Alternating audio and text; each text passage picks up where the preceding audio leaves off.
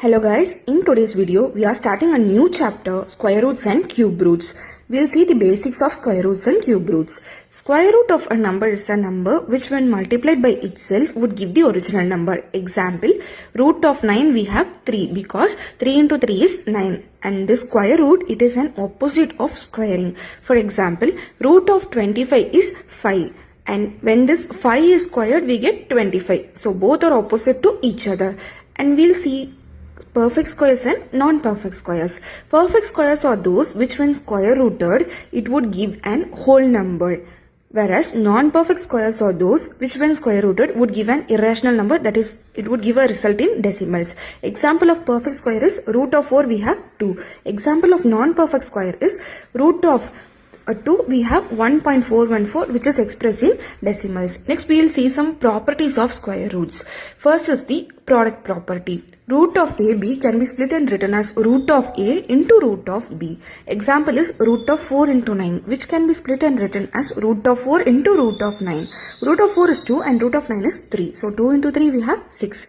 Second property is the quotient property, that is the division property. Root of A by B can be split and written as root of A by root of B. Example is root of 36 by 9 which can be split and written as root of 36 by root of 9. So root of 36 we have 6 and root of 9 we have 3. So 6 by 3 we have 2. And next is square and square root. When we are taking a square root of a square, we would get a because the square and square root would get cancelled.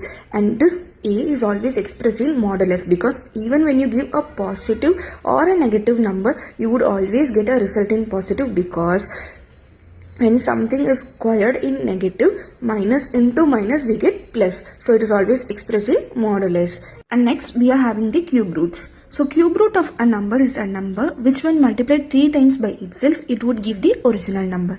We'll see some properties of cube roots. First property is product property.